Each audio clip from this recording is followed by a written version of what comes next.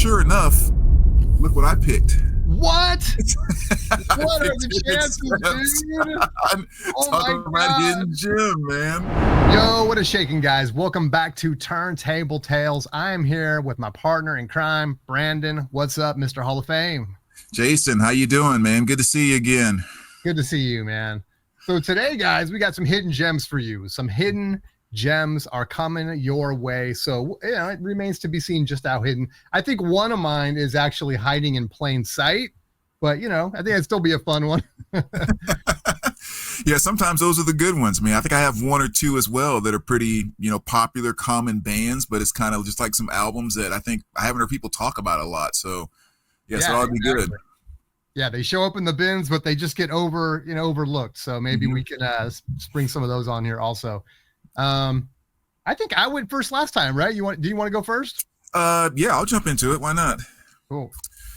Okay, so the first one I'm going to start with here is actually I'm going to start with this one instead. I was going to do that, but I'm going to do this one. I think a hidden gem out there is this bad boy right here, which is Billy Idol, Kings and Queens of the Underground. This was just one of those studio albums that Billy kind of threw out there around 2014 that just didn't get a lot of pub. And actually, even when it first came out, I didn't buy it, you know, as big of a Billy Idol fan as I was, because the thing was like $40 or something like that back in 2014, which was kind of like, ugh. But there was an FYE that was going out of business, and they kind of started marking stuff down, and they eventually had it to 50% off. And I'm like, let me grab that. And I'm so glad I did, too, because it's, again, really, really good later Idol stuff, again, 2014. But it's so nice when you listen to songs like Can't Break Me Down or Save Me Now. There's definitely that, like, you can just see the lip. You know, it's like, you know, hearing the way he's delivering, you can just see the lip curling, and that there's some nice vintage Billy moments on this album. And there's a really cool song too, the title track, Kings and Queens of the Underground, where it's not exactly the greatest song, so to speak, because it's kind of like a slow ballad type of thing, but it's really cool because what he's doing is basically telling his story about how when he started in music and Generation X, and then when Rebel Yell hit. And so he's kind of talking about, we were the kings and queens of the underground, kind of. And so it's kind of cool just based on that little story that he's telling. But yeah, a really great artist, obviously, a really great album by Billy that just does not get a lot of pub. He is vibing on that cover too, man. I do not know that one. Yeah, isn't that cool? Yeah. Yeah, and I'm glad I did pick it up, because now, you know, those things are running like I said, I think it was 50% off, so I paid like $18 for it or whatever back at that time, and they're like $130, $150 now to get a copy of one. Yeah, those were the dark ages, man. Right. Yeah, that's a good one, dude. Anything Billy Idol, put it on the list. What was your first pick? My first one's not probably a common artist, but comes out of a common artist. And you see what I mean here. My first pick is going to be The Family. And The Family, you know, has Prince ties, but also has the Time ties, which, you know, as we do 6 degrees of Kevin Bacon here, right? But so 3 guys from the Time split off and did this, The Family. There was another guy who was also in the Time. His name was Jesse Johnson. Oh, yeah. This isn't one of my picks, but he did this one right here, man. And this is a 12-inch single. The B-side is Free World. It's a jam, and it will sound very Prince to you when you hear that. And similarly, The Family. I mean, The Family is going to be that Paisley Prince sound. You know, all these came out of Paisley Studios. And it's got that Paisley Prince sound.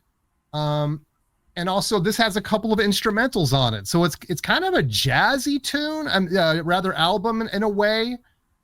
It sounds just like Prince, except for the vocals, because he's performing all the instruments on here. But yeah, just a fun record. You know, I think for me, a hidden gem, it's one, as you kind of go down that Prince rabbit hole, you know, and you stumble across The Time, you know, everyone knows about that. That's kind of like level one. And then, you know, Vanity and Apollonia and all that stuff.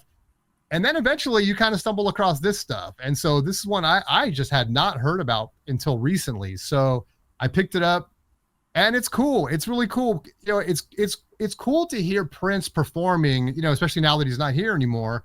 Just anything I can get that has Prince compositions and Prince instrumentation on it.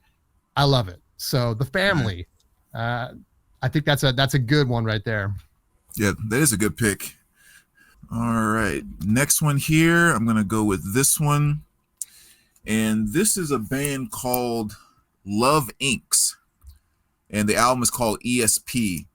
And I actually discovered them just by stumbling across a CD one time. It was in a dollar bin, and I thought the cover looked kind of cool, and I checked it out, and I was like, my kind of stuff for sure. And the nice thing about this one is, you know, you can get a copy of this album today. It's a $12, $13 kind of album, so it's not very expensive at all. But this came out in 2011, and it's kind of I guess they describe it as like minimal pop. It really kind of falls under the dream pop kind of thing. There's a little bit of not a ghostly effect, but kind of an echoey effect on her voice. But it's just like really, really cool, mellow kind of dream pop type of stuff. But it's not very complicated. The music's not filling up every single space.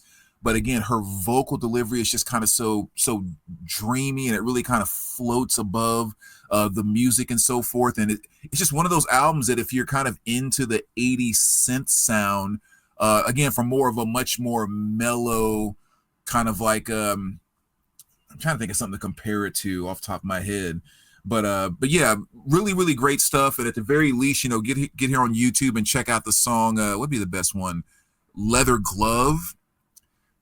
But yeah, I mean, really everything on here, Too Wild, Leather Glove, Black Eye, Skeleton Key, just really, really great tracks for that synth pop kind of crowd, mellow synth pop. That sounds cool, man. Yeah, really cool album. Sounds like it's right up my alley too. I love how you described it, man. I wonder if that would be a good one to listen to just to kind of enjoy the sonics from it, kind of a thing, you know? Yeah, and like I said, it's listed on, when you look at it on Discogs, it says minimal pop, and I never really paid attention to it, but yeah, I mean, that does kind of define it, because it's fairly simple. There's nothing too big or explosive taking place in it. Gotcha. Her voice is awesome on the album. All right, it's going on the list. It's going on the list as the Discogs wish list gets a lot bigger and bigger, you know. Yeah. What do you got?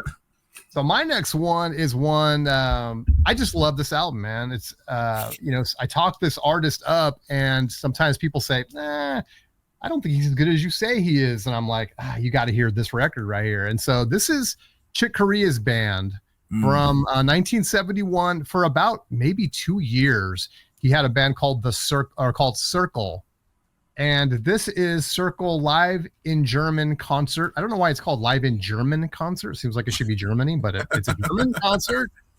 And this is going to be free jazz, but not your typical run-of-the-mill free jazz. To my way of thinking, this is free jazz for the person that's not really into it. It is amazing. If I put this record on and I just, tilt back the chair and, tilt back the chair, get a cocktail, maybe, just ease back in the seat. And this thing is going to take you on a ride, man. I mean, it's a live concert, obviously. And you just listen to side one, flip it over, listen to side two. To me, it is an experience, a musical experience.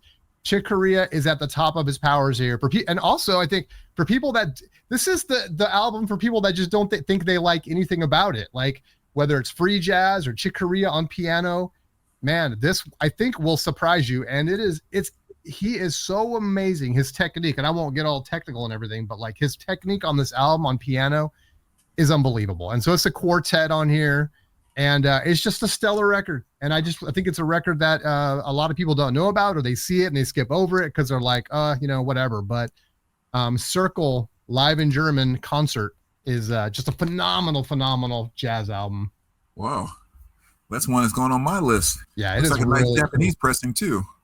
Yeah. Nice little Japanese pressing with the Obi strip on there. Nice. All right. Next up for me, a little gem. And this is one that's very popular band, actually kind of a popular album. It's just one that I don't think I've seen a lot of people talk about, excuse me, or have shown in the VC. And of course, there's hundreds of people I haven't seen videos of, so it could be a gazillion people have shown it. But just from my experience, it's this right here, Ooh. which is the Rolling Stones 40 Licks. And I kind of pull this out as like a gem, so to speak, is because I remember when, long before I started collecting vinyl, this was one of those CDs I had. It was a 2 CD set that I listened to all the time. I mean, I so loved it. And when they ended up reissuing this in 2023, number one, I was just so pumped that it was being pressed on vinyl again. But it's also nice too, because even though it's a 4 LP, because it was 2 CDs, they still put it in a regular gatefold with, all 4 albums. So I kind of liked that they didn't put it into a box set, which was kind of nice. But I just always thought this is a gem, because if you don't have any other Rolling Stones in your entire collection, like if you just get your hands on this, you have a solid set of Rolling Stone tracks to spin for I don't know how many years to come. Again, this was just a CD that I had played to no end. So you have everything from, I'll just do this. If you want to pause it and just kind of get a snapshot of all the tracks, you can do that. But yeah, everything from their earlier stuff with Give Me Shelter, No Satisfaction, The Last Time, Jumpin' Jack Flash, and then going kind of into later stuff like what's some of the later stuff that's on, like Undercover the Night, Emotional Rescue, Losing My Touch. And just kind of like a nice little span of their career. Start Me Up, of course, is on here. Brown Sugar, Beast of Burden, Angie. So just, a really solid 4 LP set. And again, I'm sure there's tons of people in the VC that do have it, but it's just one of those albums that I haven't seen a lot of people talk about. And I think it's a gem of a record to have if you don't have any other Stones whatsoever. I love that it sounds like they didn't, even though it was 4 CDs, they didn't try to like skimp on it and, not include some tracks. And I like that they did it on a 4 LP. Let's get the whole thing on there. I hate when they do that. Mm-hmm. So that's cool. Yeah. 2 CDs, and then it goes over and they made it to 4 LP. So they kept everything on there, which is awesome. Very nice. Very nice. All right. What do you got? Next up for me is going to be some R&B, some electro R&B, I guess. I don't know. I guess I qualify because like 80s R&B became, at least not all of it, but much of it was very electric and stuff like that. Mm-hmm. Drum machines and keyboard. And so to me, it's different to me. You know what I mean? So if I want to qualify that, it's going to be an electric album. And this is Loose Ends, So Where Are You? Oh. And it's R&B. I call it electro R&B, whatever, not to try to coin a phrase or whatever, but this is a fantastic album, man. So these guys are from across the pond, at least from where we are. And these records are hard to pick up in the US. I don't know why, but it took me a long time to snag this, to get a decent copy of it. But this has got some fantastic stuff on it. Hanging on a String is probably going to be the biggest tune on here. Yes. The Magic Touch is another one. I think those were both singles. Mm-hmm. It's just a fun, great album. You know what I mean? From that era, you just got to put it. If you're into that stuff, that 80s R&B and that kind of electro R&B stuff, it's like this goes right on the shelf with that stuff because it's just so good. So yeah, So Where Are You? Loose Ends, and I just don't know if you were there. I guess you maybe remember some of this stuff, but I don't know how much people are really talking about this now. So even for a younger generation, I know they're still doing their thing. I follow them on Instagram, and so they're still touring. They still sound great. But yeah, Loose Ends right there. Oh, by the way, remember we had that mix-up? We're trying to figure out, like we talked about this record before. Yeah. I guess they took, this is the UK press, they took Hanging on a String off of their first album from the US pressing, which was different, I guess, from the UK pressing. Right. So when they issued this record, they took that song from the US press and put it on this album. So I guess that was the Oh, confusion. Why Hanging on a String is on two yeah. records. The first one, it's on their first US press, but then it's on their their second UK Yeah. press. So anyway. Well, it's a good enough song. It deserves to be on 2 different albums, Yeah, man. put them on all of them. Such a good track. No kidding. Yeah, such a great band. And it's something about them too that I don't know what the word is, not like intellectual R&B or artistic. I don't know what word to put to it, but it's just kind of something just really unique about the way they put together their sound, their delivery, and how they did their writing and everything. It's just really, really cool band. That's a great point, man. Awesome band. All right, now with you showing that, I'm going to go with one that kind of ties in to that. And it's going to be this bad boy right here, which is Miguel Kaleidoscope Dream. And the reason I'm saying this ties into that, this came out in 2012, and literally this album saved R&B for me going into the 2010s. Wow. Without question. It totally does. I was watching somebody's video at the time, and a guy showed this, and he's like, yeah, it's not too bad. I was kind of impressed. It has a little bit of Prince undertones to it. And I was like, well, looks pretty cool. It's kind of cheap. And I went and grabbed it and was just like, holy cow. Wow. So freaking good. Now, why is it good? Again, this is 2012, and I don't like a lot of Miguel's other stuff. Albums really kind of before and after. But on this, you can really tell he went back to the 80s R&B bank. And you can just tell the whole vibe of the way he's delivering songs. He's not doing it in a way that he can just hit all the notes that he can hit. It was kind of back to that I don't know, cool 80s kind of R&B type of delivery. Again, a lot of the beats and grooves, just everything. It's the electric piece of it. It's just all bringing that 80s R&B flavor back to the table. And I mean, there are some, again, if you listen to it, if you don't like it, it's one thing. But if you do like it and understand what I'm saying, there are some bangers on this freaking album, man. Oh my gosh. Adorn, Don't Look Back, Use Me, Do You, Kaleidoscope Dream, The Thrill, probably my favorite song off the album, How Many Drinks, like Arch and Point. All those songs are fantastic. There's, in my opinion, maybe 3 throwaway songs on this album, but literally restored my faith in R&B in 2012 when this album came out. Dude, you're getting me hype over that. Oh, fantastic, dude. That's going on the list too. Yeah, I'm sure you love it, but if not.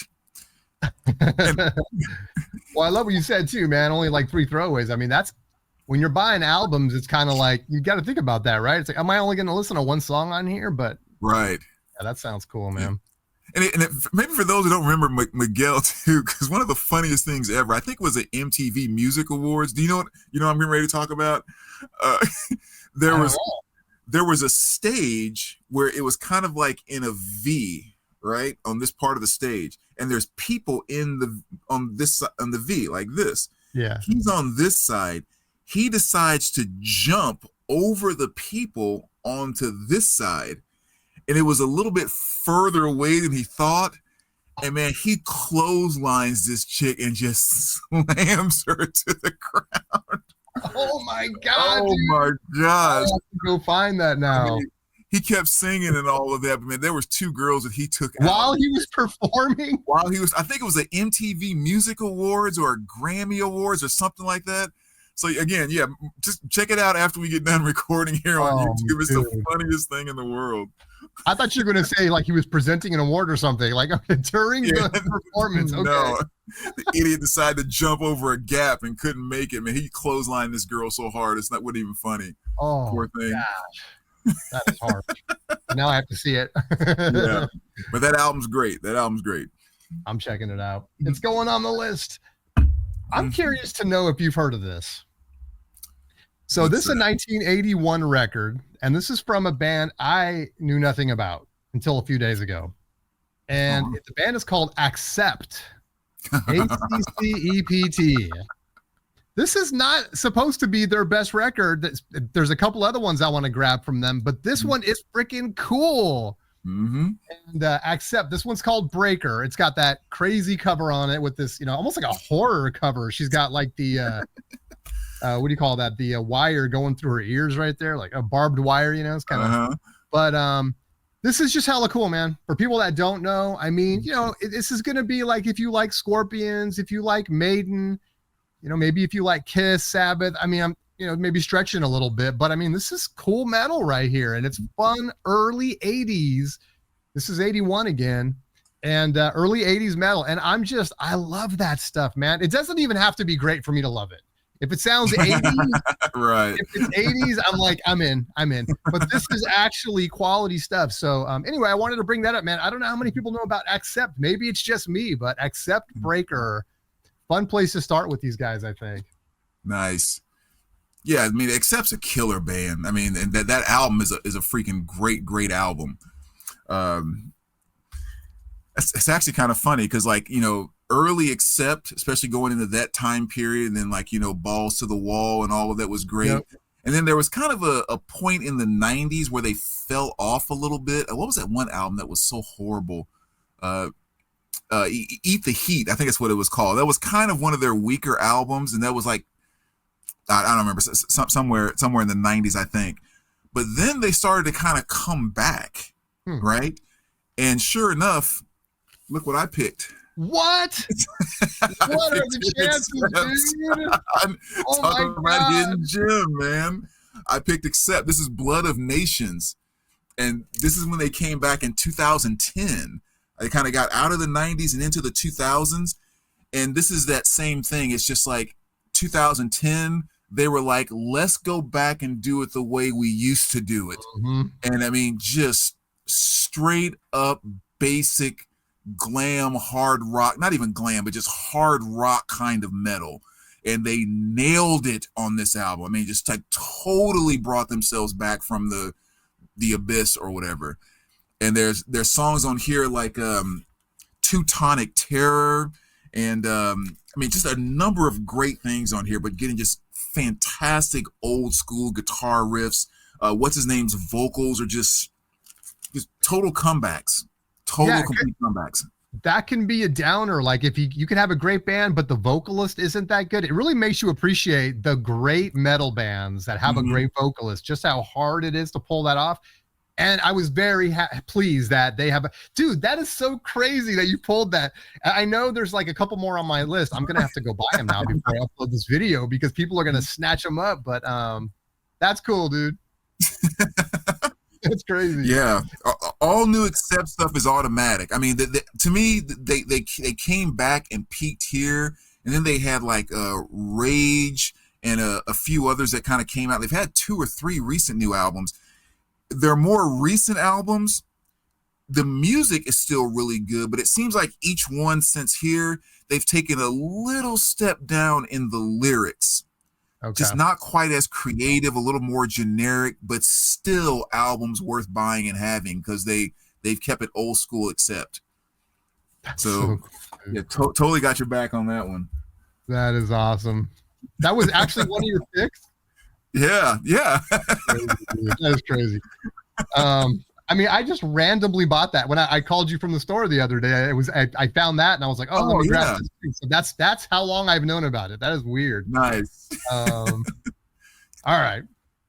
So next one for me is going to be a band. This will be another jazz band. These guys are called Steps Ahead, and this album is self-titled, and this is from 1983. Have you heard of Domi and JD Beck? I've never heard of them. Yeah, they came out with their first album, I guess a year or two ago, and it was really good, man. It's very like jazzy but funky, and it's almost kind of like electronic. The way the drums are performed are almost like a drum machine. This kid is so freaking good on the drums. But I was watching a thing where a guy he knew what he was talking about. And he was like, they sound a lot like this record, Steps Ahead by Steps Ahead. And so I picked it up because at the time I was like, yeah, I want to hear what that sounds like because, Domi and JD Beck is cool. And it's a really a fun record. So I don't know, maybe a lot of people don't know about this. Is going to sound like, more contemporary. It's modern, kind of avant-garde. The bass, got an electric bass player that sounds a lot like Jaco Pastorius, that kind of thing. So if you're into that, I think this would be a good pickup for you. So yeah, steps ahead. I mean, really, really cool. I think, with Domi and JD Beck kind of coming into the fresh kind of young crowd and stuff, is that this would be a young one or a good record for a younger audience also. So steps ahead. Nice. Yeah, I've never heard of either one of them. Let's go with this one. Artist that everybody knows, and I think I've actually heard a lot of people mention this album, but I still think it's one maybe that hasn't quite made its popularity as much as it should, which is Sam Cooke Live at the Harlem Square Club, 1963. Nice. And this is about as powerful as I think Sam ever got was on this particular recording. And what I mean by that is, like, Sam, a lot of stuff that you hear by Sam, it can be soulful, but it was also kind of polished. You know what I mean? Yeah. Like just Chain Gang and like all the stuff he did that was more A Change Is Gonna Come, which is still a little more polished and clean, and then not to mention more of his kind of jazzy stuff that he did before. But this was kind of the one time that it was Sam said, like, I'm back home and it's time for me to just like cut and let loose and do what I do and do what I feel. And this is kind of more experiencing Sam as if he was a pastor in a church giving like a serious sermon. Like, that's his kind of vocal delivery and just kind of the grittiness that he gets into in this live performance. And I mean, it's just like, honestly, one of the best live albums ever. Really, really shows what Sam is and what he can do. And there's my favorite part on the album is on side B. The very first song is a song called Somebody Have Mercy. Again, one of his popular hits. And then the next song is Bring It On Home to Me, which is probably my favorite song by him. But what he does is, since it's a live recording, at the end of Someone or Somebody Have Mercy, he does like this little thing where he's talking about him trying to call his girl on the phone and the issue he's having with the operator. But he's kind of doing it where like he's talking it and then he's like singing and the band's like, coming in and then coming out. So it's this little connection thing that he does between those two songs. And man, that 60 seconds is arguably one of the best live recorded things ever laid down on wax, is what Sam did in that 60 to 90 seconds right there. I mean, wow. Straight going to church. Amazing, amazing delivery. And at least it's one of my favorite moment on any Sam album with anything he's ever done. So fantastic, fantastic live recording. I have to pick that up. I mean, that's probably the third time I've seen you show that record. So it's like, I have to pick that up. It's a killer. What am I waiting for? That's awesome, dude. Thanks, all right, next one up for me. By the way, I'm sending you a copy of this. I have to, because I just think this would be up your alley, dude. Another one that's been a recent discovery for me has been a band called Drab, Majesty. And so they're kind of an 80s throwback, dark wave, gothic rock. And, there's a lot of this kind of stuff coming out, especially like outside the US. And but this has been the one that to me sounds the most like it's not trying to be that, and it just kind of is that. Very comfortable stepping into that 80s tone. Think about bands like Psychedelic Furs, maybe Human League, maybe Thompson Twins, a little darker, but not really. Kind of pulls back a little bit from going like the full kind of Bauhaus kind of route. But really, really cool, man. Drab, Majesty, Modern Mirror. This one's from 2019. It's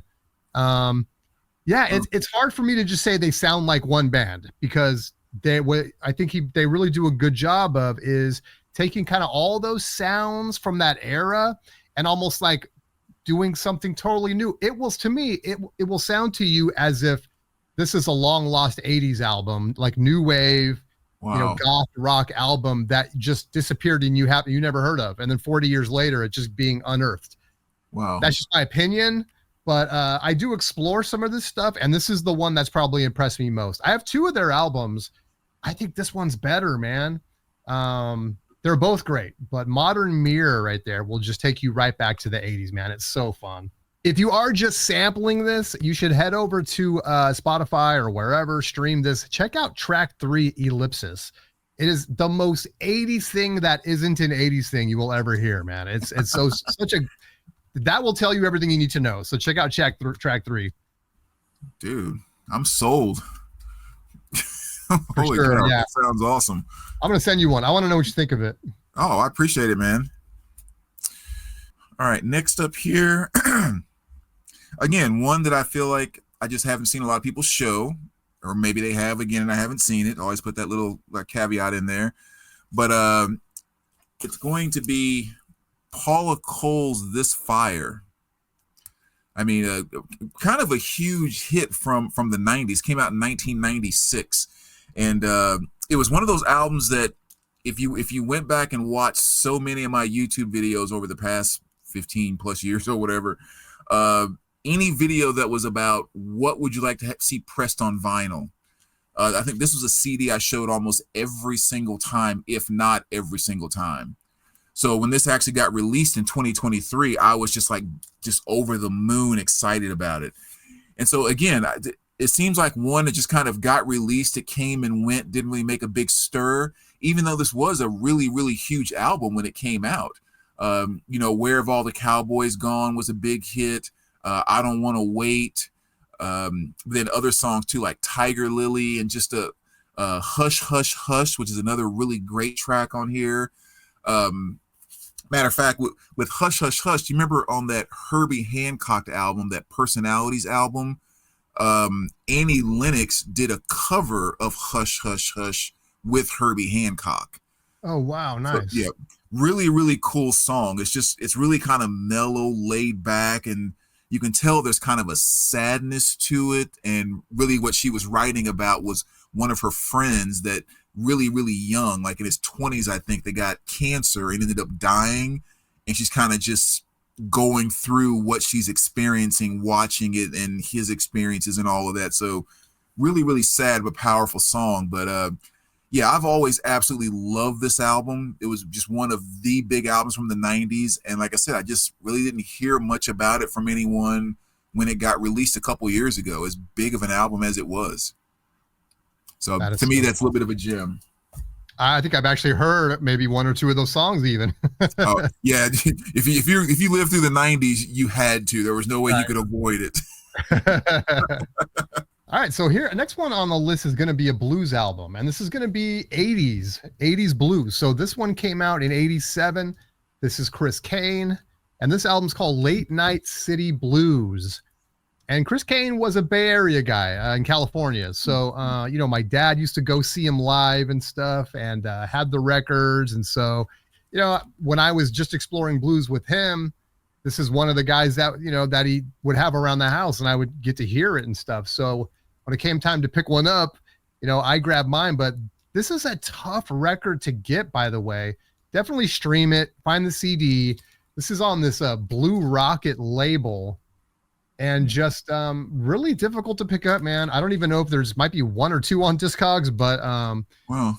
It's really fun. So maybe the thing people would say about it is that it's too 80s or it's too polished or it feels derivative. I really don't see it that way. And again, I kind of was exposed to it when I was younger. It is very 80s, but to me, that kind of adds to it. Like there's a song called Wake Up and Smell the Coffee and stuff. And, and so it's got these like things that were kind of we were around in the 80s. People would always say that, right? Wake up and smell the coffee. Or so it's that kind of thing, right? It feels 80s, but to me that adds to it. He is a killer blues guitar player. I don't know if he has a Grammy. He might have one or more or been nominated. But he's very, very highly regarded as a guitar player. So even just for that, but there's some beautiful slow tunes on here with the female organist. I can't think of her name right now, but It's fantastic, man. I Need a Woman to Treat Me Right, Late Night City Blues, A Case of the Blues.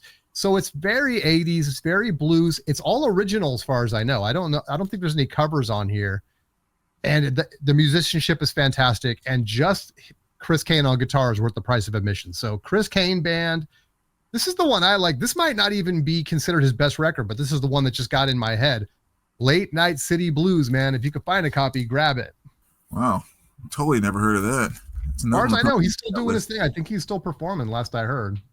So next one I'm going to go with here, and this is one I'm going to pick because I'm just talking about, as far as a gym, how good the music is.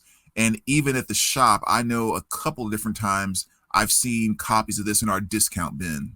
So it's our album that sometimes you can find for $3 pretty easy. Nice. Maybe not this exact pressing, but still. And it is The Jazz Singer by Neil Diamond.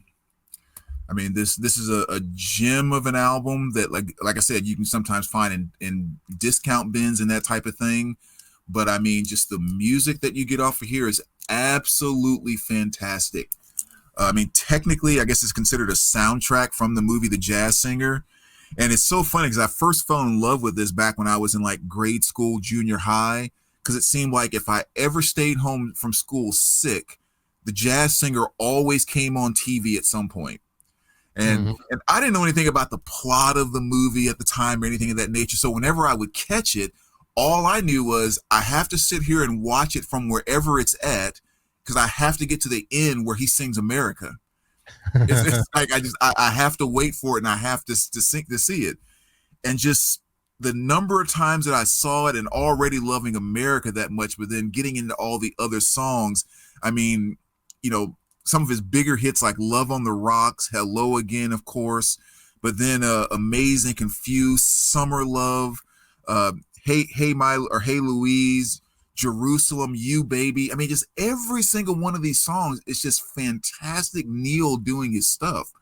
And much like I was saying with the Rolling Stones earlier, if you don't have any other Neil Diamond in your collection, find a discount bin and grab a copy of The Jazz Singer, and you just have some amazing music on your hands.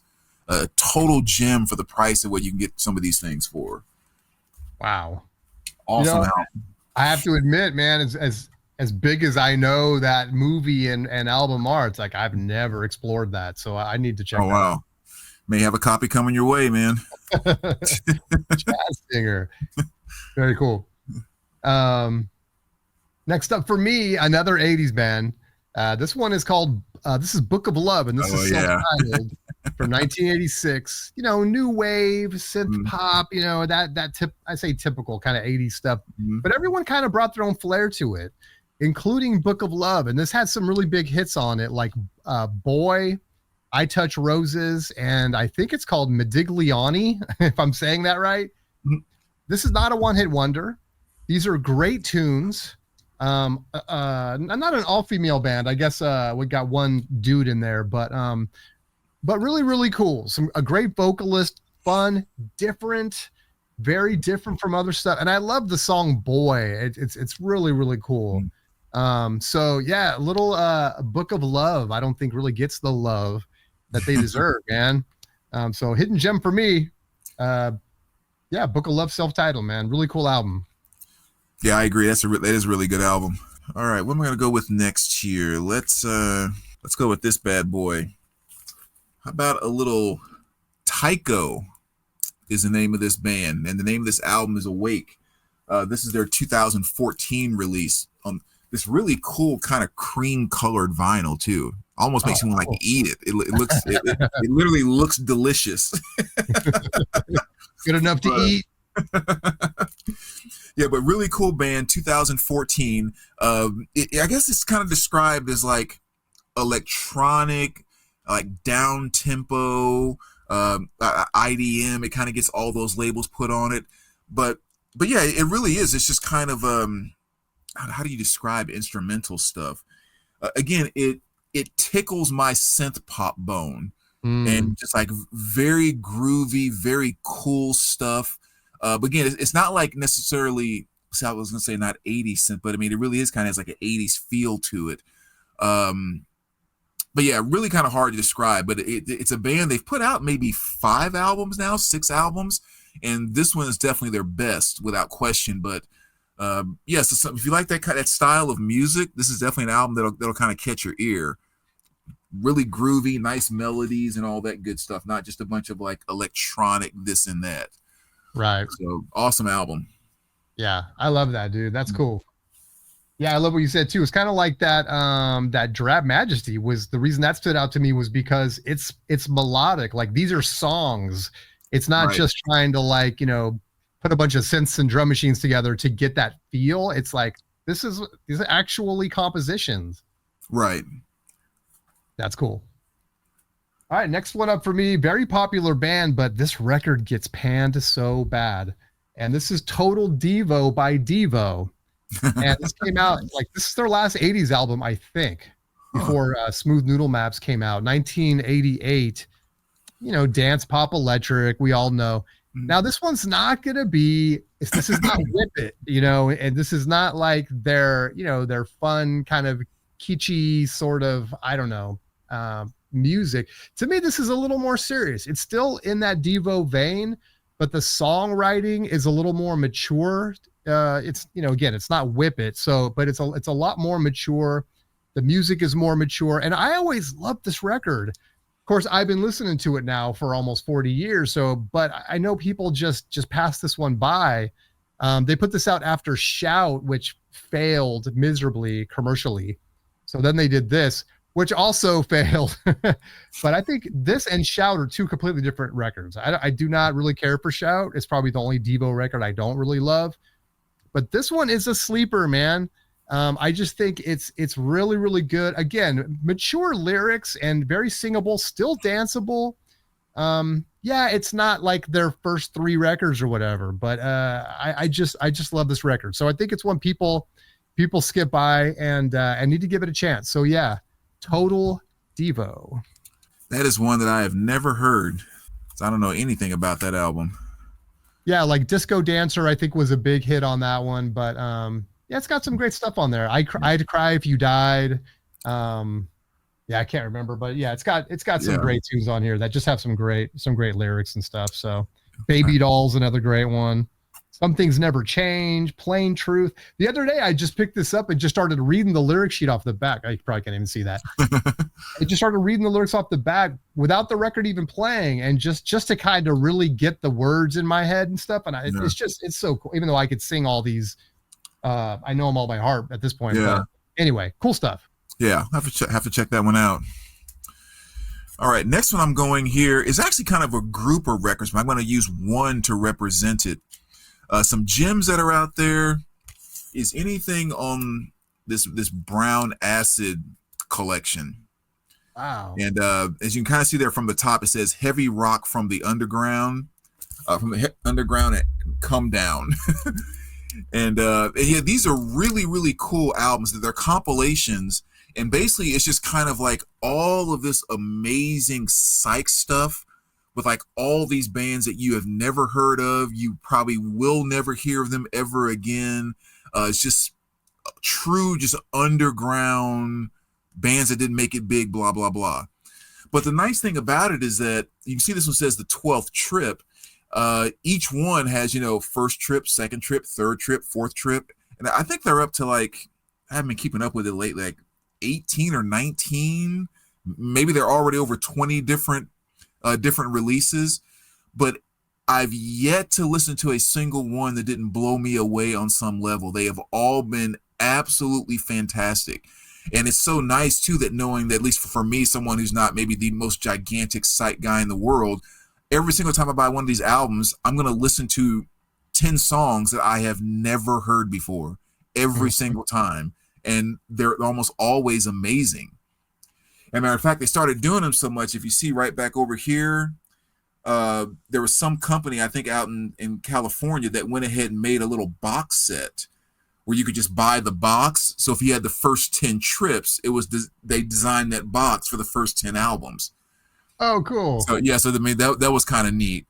But like I said, I don't know if they're in the 20s already, but they keep coming out on a regular basis, and they all have these awesome cult covers to them. That cover is awesome. Yeah, I know all of them are that way. Like you want to make a collage out of them because the artwork is just the coolest psychedelic stuff. And they all sound fantastic. Just great unheard music by most of us.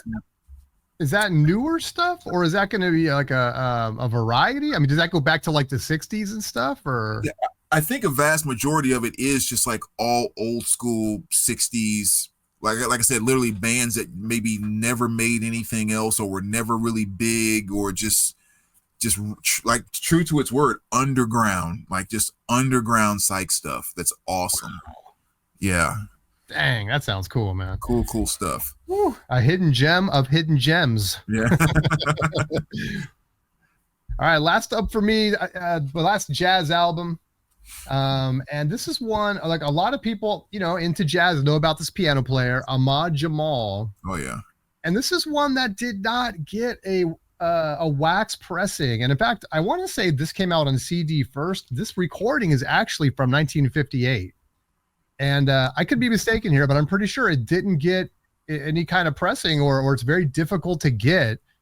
And then they did the CD, and I think I heard it on streaming or on CD. I think I heard actually the CD first, and it blew me away. This is like a 5-star album in my mind. Also on All Music gives it 5 stars, which I sometimes don't see eye to eye with All Music, but in this case, we're on in lockstep.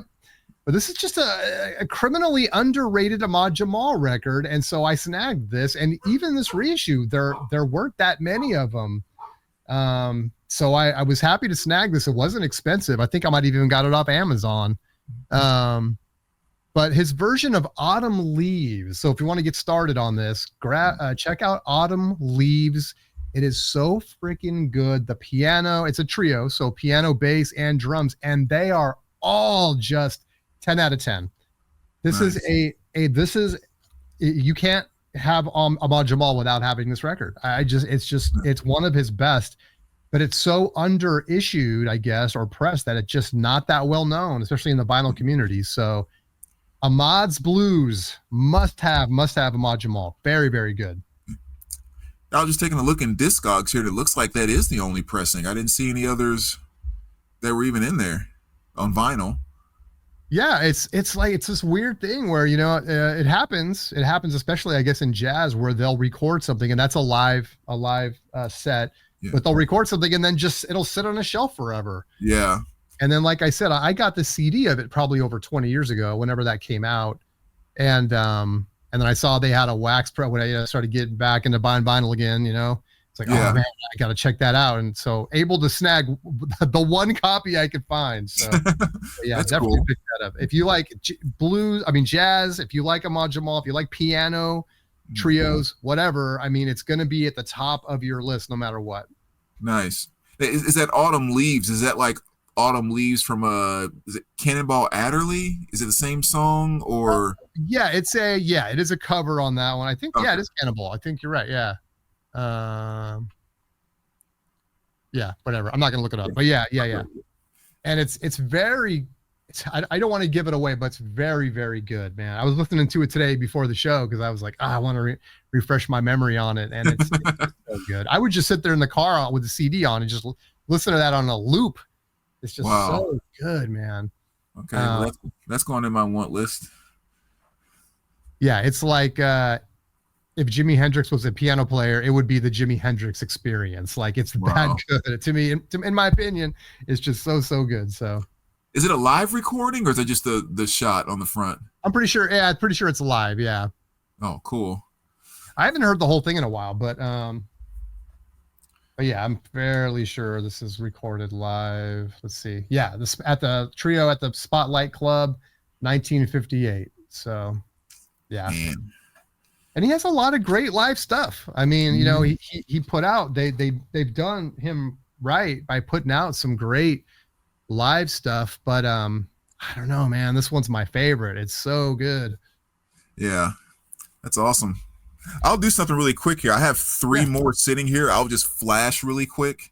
Cool. Always like to have someone stand by because I'm always like assuming you're gonna pick something that I picked, which almost happened with the Accept already tonight.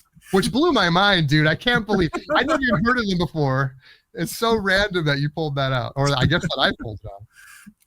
Yeah, and I won't even talk about them. I'll just kind of flash them really quick. But I had on standby Allison Krauss and Union Station, Paper Airplane, another absolute gem. From a metal perspective, a band that's kind of big but still not as big as they should be. Gorgira, great, very groove metal type of band.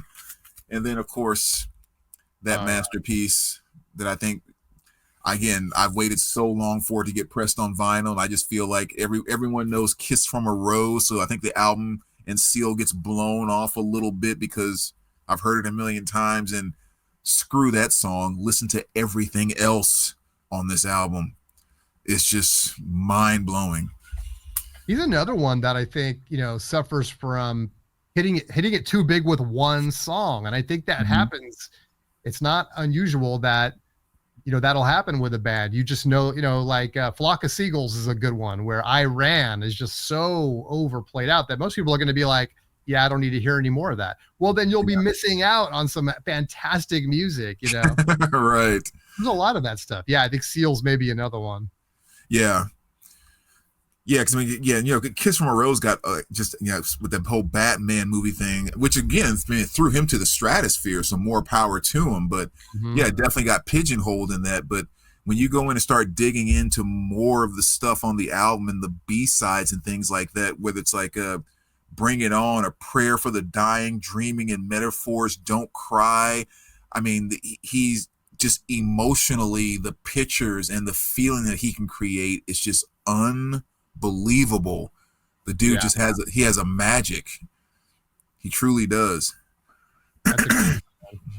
Yeah, man, pulling out these 90s records that never got a pressing and then finally getting reissued much later. Well, my list is it just keeps getting longer and longer. So every time we make these videos, man, it's like I got to catch up on some of this stuff, man. I know I had about 4 or 5 tonight myself. So, geez, hopefully they'll come through the shop at some point in time. Yeah. Drab, Majesty for sure. Chris Kane, and then that Ahmad's Blues, man. I think those are huge pickups for anybody. Yeah, I really want to hear that Korea you were talking about. That sounded really cool. That album cover looked awesome. Yeah, I don't, it's one that I talk about. I don't share it around that much just because, I mean, I don't know. I think you have to be in the right. Well, it's not for everybody, but at the same time, there is going to be an audience for it. So, yeah, I think it's just if you like that, it's hard to even say if you like that kind of thing because I just think it's so original. And it just impressed me so much. Yeah. So it's just, I hate to build something up like that. And then people go, like, yeah, I heard it, whatever. It's like, okay, I get it. I'm a free jazz fan. So if you're saying it has some of those elements in there, I mean, I'm sure it'd be something up my alley. Okay, cool. Yeah. I think you might really like it. Yeah. Nice. They got a couple different Japanese pressings, I think, with some, the one I have has like the Obi cap on it, but then they have one with like a full blown like Obi strip on it too. So you might be able to track that one down. Nice. Well, man, another fun video, dude. Hidden gems. I'm excited for the next one, dude. I don't know what we're going to do yet, but I know it's like, as we're going through this video, it's always going through the present video that we're in. I'm always getting all these ideas about the next one just because of things that we're talking about. It's like, it's never ending. That's a good problem to have, Right. Inspiration. Well, guys, thanks so much for watching. We appreciate you. Look for this. We're not going to do the live stream probably. I don't know. We're not doing this. Obviously isn't live. So I'm not sure how that's going to go in the future, but we'll see. Probably do these recordings. We'll get them out once a week still for you guys. But yeah, appreciate you guys watching, and we'll see you guys next time. Have a good one, guys.